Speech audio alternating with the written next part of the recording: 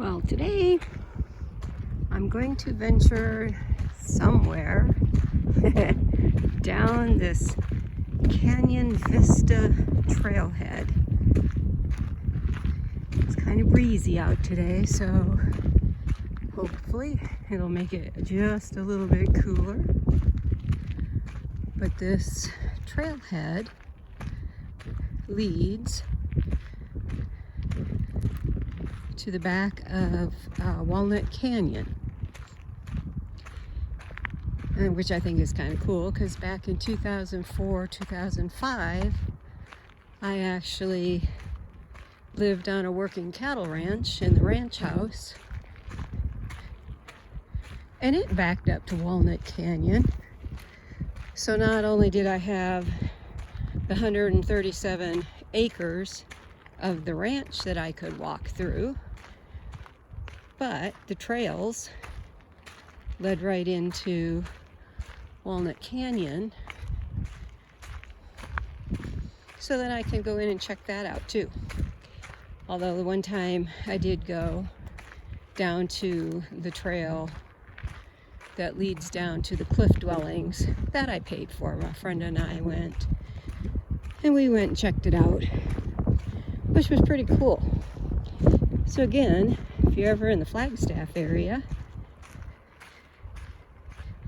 and you're looking for something to do, there's the Walnut Canyon Trail, or historic site. Wapatki is not too far north of Flagstaff, which is also a very awesome site to go to. Still a lot of dwellings there intact that you can actually go in and check it out. Uh-oh. Here we come to the fork in the road. So we've got Sandy's Canyon Trail, which I guess is this one over here. That's 1.4 miles. That one over there.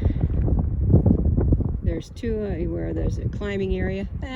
After my head injury, still working on getting through the concussion and not climbing. So we're gonna go this way.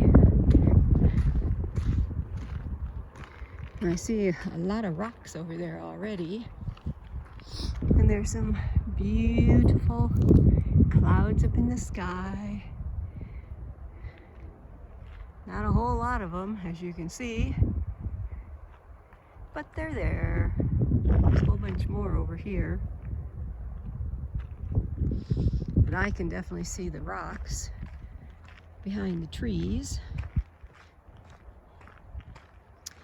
I had to leave Bearheart back at the campsite. He's in the tent taking a nap on the bed, of course. He looks like a king laid out on the bed, like, where's my grapes, man? Silly cat. He had a scare last night. You know, dogs are supposed to be on leash and tied up, and the neighbor has a, not quite sure what kind of dog it was, but she had his leash on him, but she didn't have him tied up. So he came charging into the campground, or into the campsite, chased Bearheart all over the place. And then finally, he managed to get away from him to get over by the trees so he could go up a tree. And I yelled at the lady to come and get her you-know-what dog and get him out of my campsite. And she just stood there. Oh, he'll come back eventually. And I'm like, get your you-know-what over here and get your flippin' dog. She wouldn't. So I walked over to him because I wasn't quite sure if he would bite or whatever. Saw that he had a leash, grabbed his leash, and literally pulled him back over to his campsite because he would not go. And then he managed to get away from me, and he ran right back over to the tree Bearheart was stuck up in, and I had to do it again. That is not, being a nice neighbor. That is a lot of rocks down there. Yeah, that would not be something fun to fall into. It's kind of cool looking, but no, I definitely would not want to tumble off of where I'm at down the side of this hill. It is really kind of cool looking. And then you got the San Francisco Peak over there. No snow on it yet. It's still early August. But this is pretty cool. I'm glad I kind of came back here. I've been seeing a lot of hikers come back here. And I'm like, okay, I've been here for a few days. Got a little bit of rest.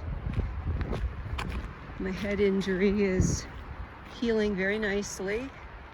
So I'm like, what the heck? Let's get some exercise, even more fresh air, and go for a walk and show you guys some of northern Arizona before I end up leaving.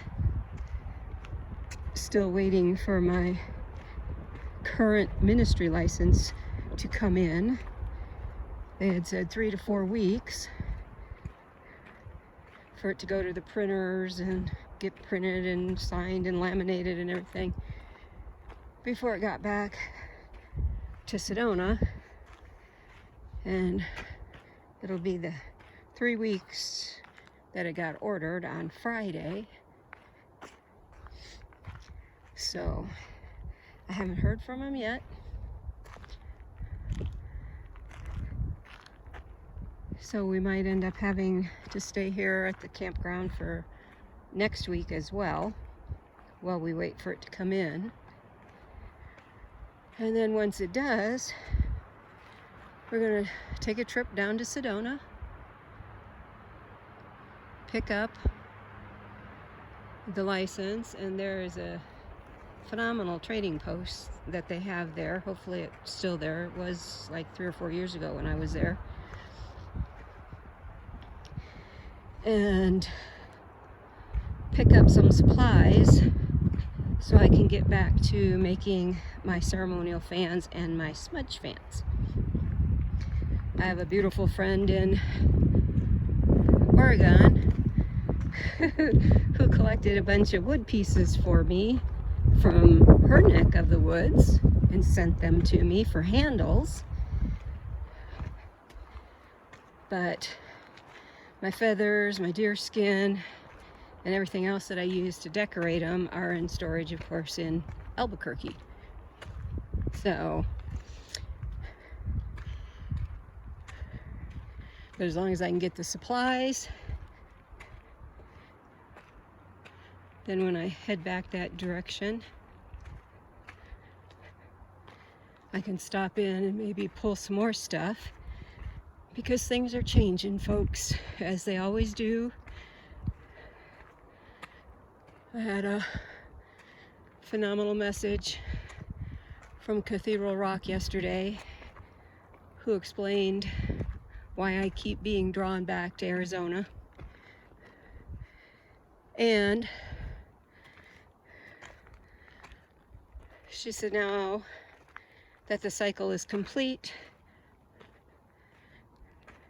she gave me a releasing ceremony,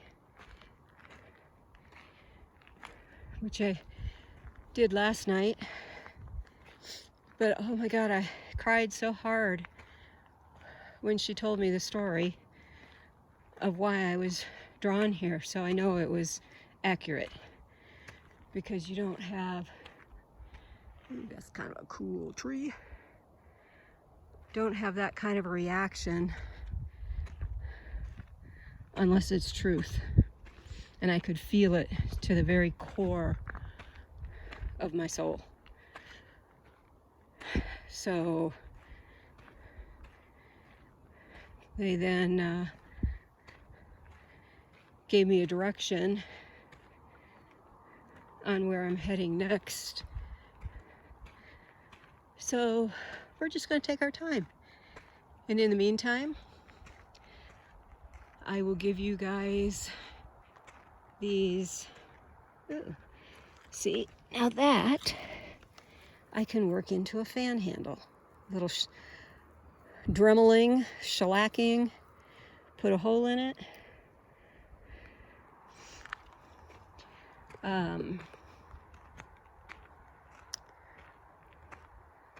As we go along this trip, which will probably start in another week or so, gradually we make our way back to New Mexico and across the country, going back to Hot Springs, Arkansas, so I can finally do some crystal digging. And that I'm going to videotape, because that ought to be pretty cool. So I hope you guys have a very wonderful, beautiful day. It is sunny and warm here in northern Arizona. Now that's a cool looking tree.